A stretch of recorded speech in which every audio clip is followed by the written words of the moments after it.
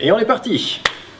Voilà, bienvenue à cette conférence de presse pour dévoiler le programme de la 9e édition de l'UDESCO. Merci aux médias qui sont présents avec nous en direct du studio de l'UDESCO, et puis bienvenue à nos internautes qui nous suivent sur le premier Facebook Live officiel de l'UDESCO. Mon nom est Thomas Junot, je suis le président du festival de jeux et d'expériences ludiques l'UDESCO. C'est un festival qui existe depuis 9 ans, et aujourd'hui on est très excités de vous dévoiler avec Arnaud Tardy, le nouveau programmateur du festival, notre programmation pour cette 9e édition qui aura lieu du 16 au 18 mars 2018, ici même à la Maison du Peuple de la Chaux-de-Fonds, à la Maison du Peuple, mais aussi au Club 44, qui est en fait le bâtiment attenant à cette Maison du Peuple, qui va accueillir notre espace famille, puisque l'UDESCO se décompose en 2 espaces principaux. La grande salle des jeux et des rencontres ici dans la Maison du Peuple, et puis au Club 44 on aura notre espace famille pour la 2e année qui aura lieu au Club 44, où on aura des jeux à partir de 2 ans, 3 ans, mais pour toute la famille. L'idée c'est que véritablement les parents viennent jouer avec leurs enfants ou les enfants des autres s'ils le désirent.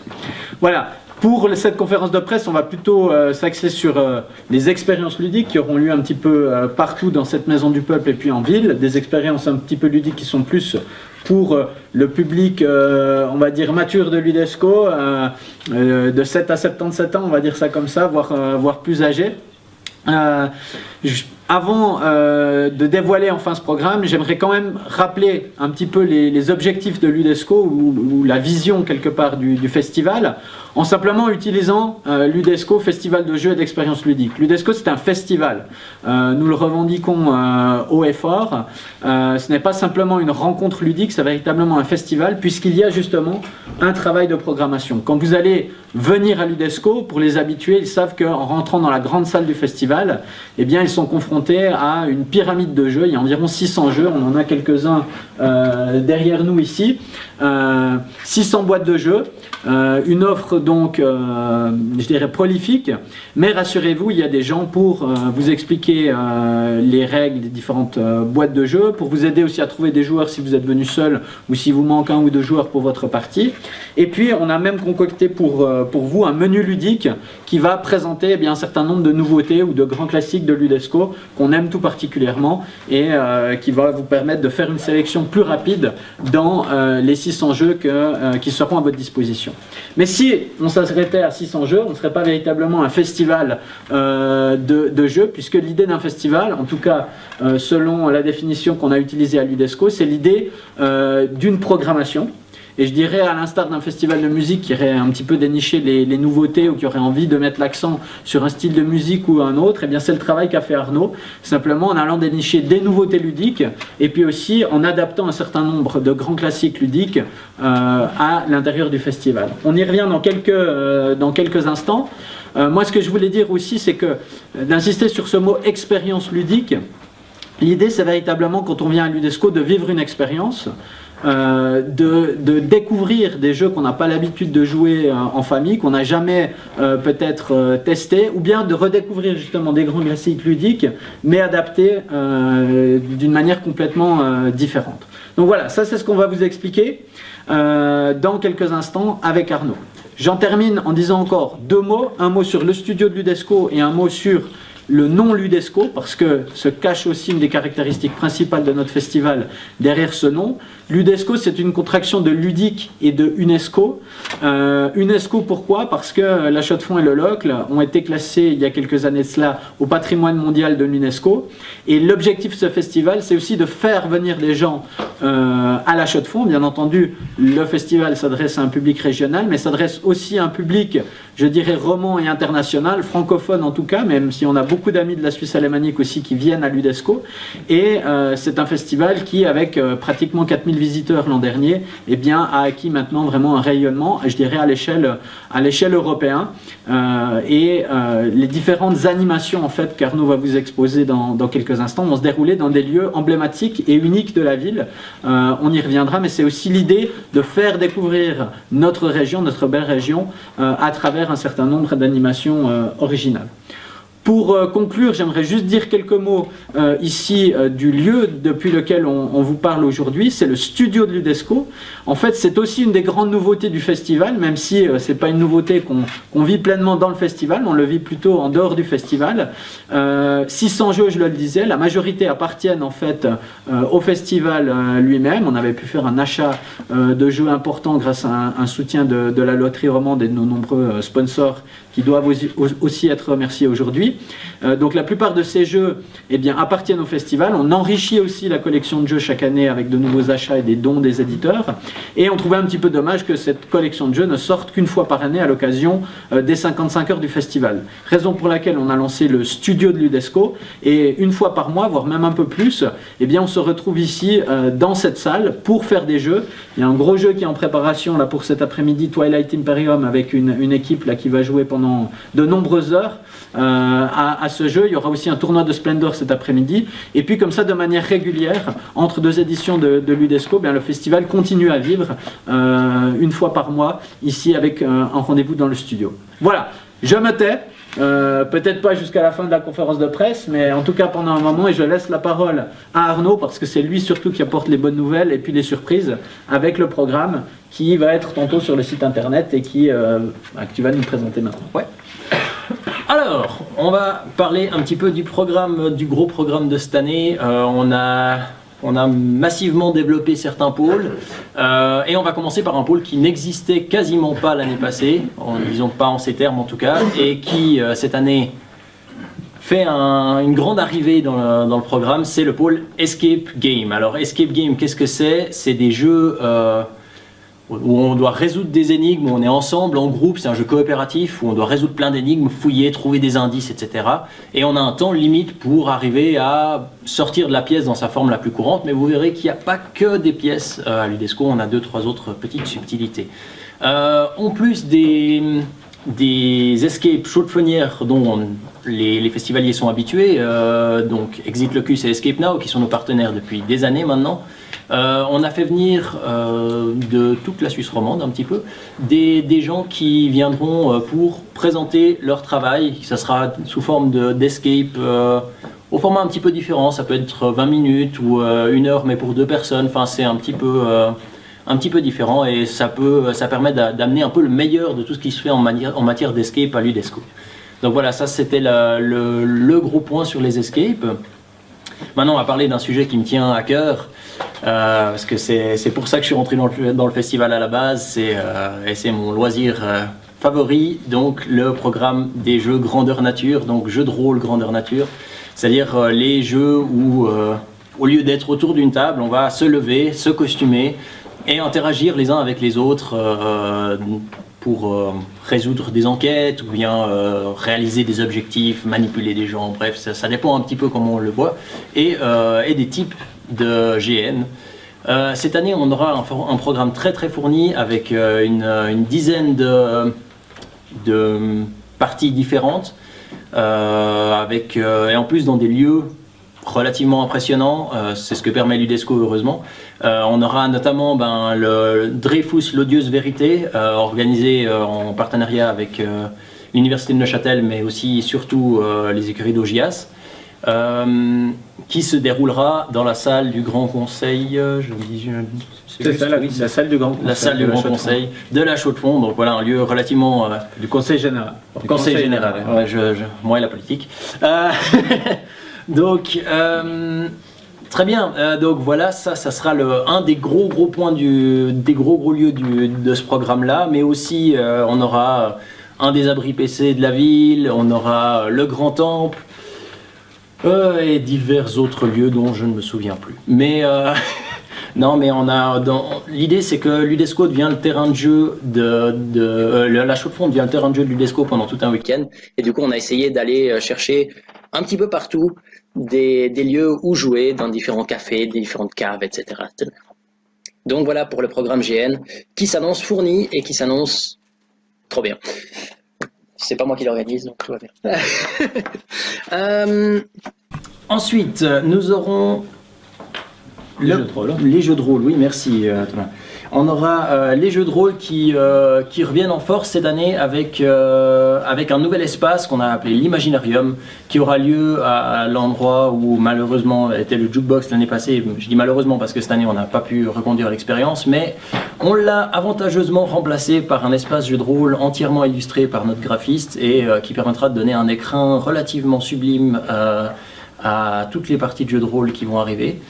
Et une des animations phares de cette année, ce sera le Lubdesco, la contraction donc entre Ludesco et les BD, car c'est la 9e édition du festival et donc on a voulu faire un lien avec le 9e art, donc l'art de la bande dessinée.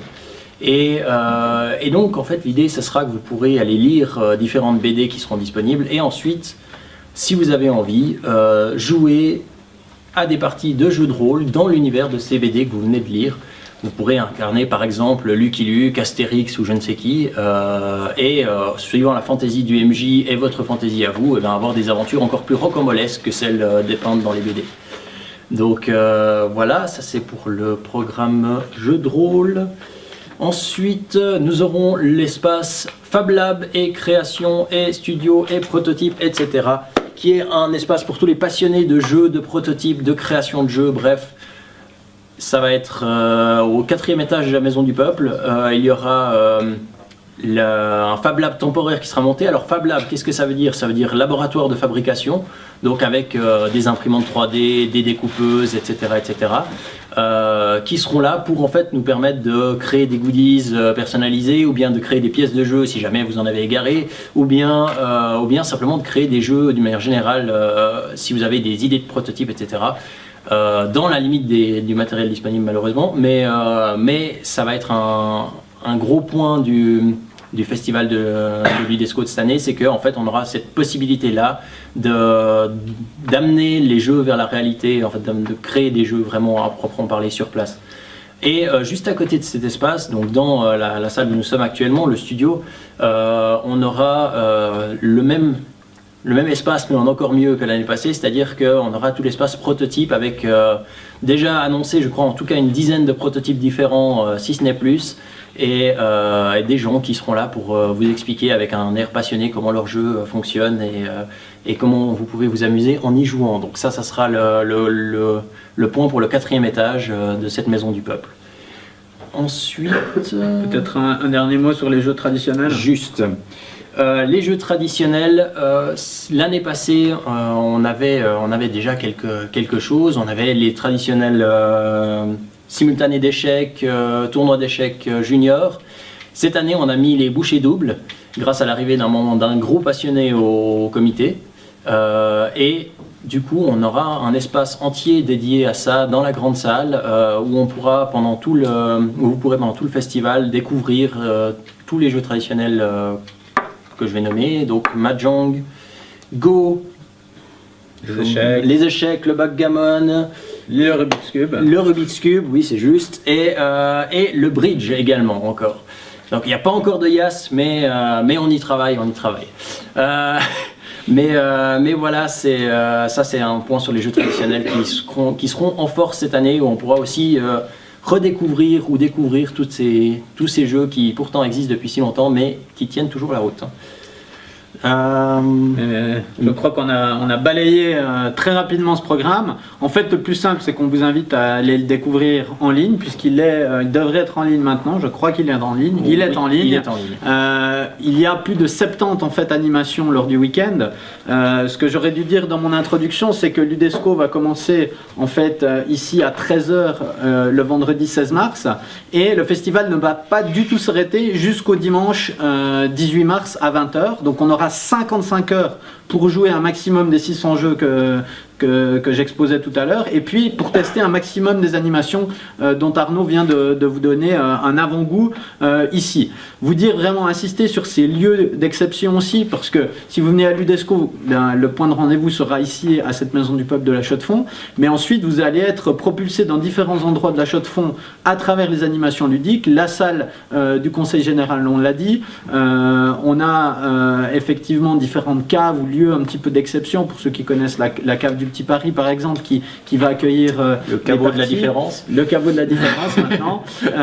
Et puis l'ancien manège aussi qui va accueillir des parties je crois sur le thème de Rome et de l'Antiquité. Oui. Voilà. Donc il y aura des choses assez extraordinaires un petit peu partout dans la ville pendant 55 heures. Vous êtes intéressé par ces animations, je vous mets en garde, les places ont tendance à partir relativement vite, ou en tout cas avant le festival, donc allez non seulement sur le site internet un petit peu regarder ce qui vous intéresse, mais surtout inscrivez-vous à ces parties, histoire que vous n'arrivez pas à Ludesco et puis qu'on vous dise eh bien les parties de jeux qui vous intéressaient sont complètes. Effectivement, c'est pas encore le rush du Paléo, mais ça vient gentiment et on a pas mal de parties complètes avant le début du festival. Donc voilà, je ne sais pas s'il y a des questions ici. Oui, il y a des questions, il y a des questions sur internet. On a des questions sur est-ce qu'il y a des invités à l'UDESCO 9? Répète peut-être les questions. Donc, est-ce qu'il y a des invités à l'UDESCO 9? Alors, dans la programmation jeux de rôle, on a énormément d'invités du milieu. Alors, ces noms ne parleront peut-être pas à certains d'entre vous, mais je profite du fait qu'il y ait mon programmateur jeu de rôle qui soit là. Dans les noms importants qu'on peut citer, on a Tyrodiem, je crois, c'est juste Tyrodem. Et puis, Alias, bien entendu, mais quoi d'autre? Alias de 2D sans face, il y aura l'équipe... Alias de 2D sans face, l'équipe de Doxelli, oui, juste aussi. Donc on aura ces invités-là en termes de jeux de rôle et d'autres encore, plein d'autres encore. Ce qu'on peut dire aussi, il y a des... je finis juste sur le point des invités. On aura aussi bien entendu des clubs de jeux qui seront invités pour animer la scène. Donc la scène qui sera thématisée en fonction du week-end par différents continents. Et on aura la bulle de cristal, Spiel et puis le retour de nos grands amis de Do You Play qui seront à nouveau là pour animer avec nous ce festival.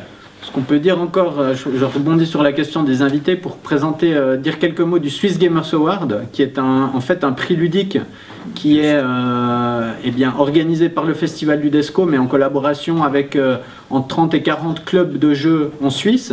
Chaque année, ces clubs de jeux, donc qui réunissent des joueurs de différentes villes de Suisse, élisent leurs jeux favoris paru dans l'année précédente, et on compte bien, non seulement annoncer le vainqueur de ce Swiss Gamers Award un petit peu avant l'UDESCO, présenter le jeu à l'UDESCO et puis faire venir son auteur. Ça marche pas à chaque année, mais par exemple l'année passée on avait eu Bruno Catala qui était venu nous parler de Seven Wonders Duel qui avait remporté le prix. On a eu, je dirais une année sur deux, on arrive à avoir l'auteur. Si c'est un jeu japonais, ça serait un petit peu plus difficile de l'avoir, mais si généralement l'auteur habite en Europe, il ou elle fait le déplacement à l'UDESCO, et donc ça fait un peu partie des surprises qui arrivent quelques semaines voire quelques jours avant le début du festival. Est-ce qu'il y avait d'autres questions sur le chat? Oui, les tarifs d'entrée, ils sont de combien? Alors, tarifs d'entrée, ils n'ont pas bougé pour ce qui est des adultes, c'est-à-dire qu'on a une entrée journalière à 10 francs et puis un pass week-end à 15 francs. Et puis bien entendu, il y a des réductions si vous êtes étudiant, chômeur, AVS et enfant. Et puis les enfants jusqu'à 5 ans, c'est même gratuit. Donc voilà. Et est-ce qu'on peut jouer à tous les jeux qu'on veut au studio? Alors, pour le studio, vous pouvez même prendre vos propres jeux, si ça vous intéresse, mais il y aurait surtout une dizaine d'auteurs, une quinzaine d'auteurs qui seront là pour faire découvrir leurs prototypes. On va mettre aussi en avant quelques nouveautés ludiques sorties cette année, et puis il y aura une spéciale aussi Unlock. Peut-être tu veux dire quelques mots sur le Unlock? On a le problème d'avoir le même nom pour le studio à l'année et le studio pendant le festival. Mais du coup, je me trompe, la question était à l'année.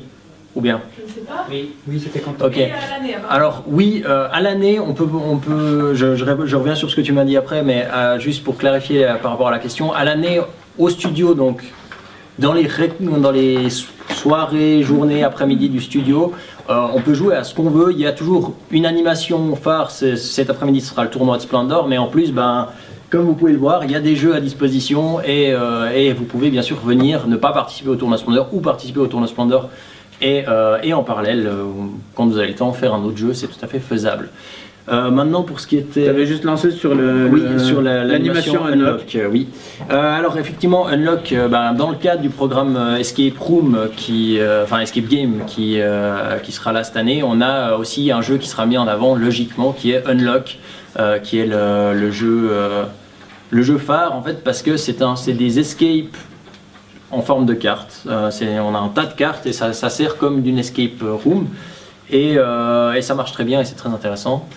Et du coup, en fait, ce jeu-là sera effectivement mis en avant sur la galerie. Il y aura 2 tables qui seront normalement attribuées uniquement à ça pendant tout le festival. Vous pourrez venir tester les différents scénarios Unlock, mais aussi quelques prototypes faits par normalement Yann Gentil, si je ne me trompe pas. Voilà, et ça c'est vraiment la caractéristique de Ludesco, c'est à la fois une liberté totale dans le choix des jeux. Bon, on en a que 600, mais normalement ça devrait suffire. Je crois qu'il n'y a personne qui les a tous faits. Et puis ensuite, la mise en avant d'un ou 2 jeux par tranche horaire, on va dire, parce que c'est des jeux coup de cœur, parce que l'auteur est là, parce qu'on a un prototype à vous faire découvrir. Et c'est ça qui fait la richesse du festival et qui fait aussi la richesse de ces journées au studio, donc en dehors du festival, une fois par mois, comme on l'a dit. Par exemple, aujourd'hui, mise en avant du Twilight Imperium, qui est vraiment un très très gros jeu, et puis d'un jeu plus léger, le Splendor, sur lequel on va faire un tournoi qui va débuter dans l'après-midi. Donc n'hésitez pas. Est-ce qu'il y a une dernière question peut-être ou... Il y a une dernière question, c'est quand on est seul, comment on fait pour trouver des partenaires de jeu? On se rend à l'information? Tu veux répondre? Ouais, on peut se rendre à l'information si c'est pour s'inscrire à des animations en collaboration avec d'autres, pour être mis avec d'autres dans des animations. Mais sinon, il y a aussi cette année, comme l'année passée, un système avec des ballons.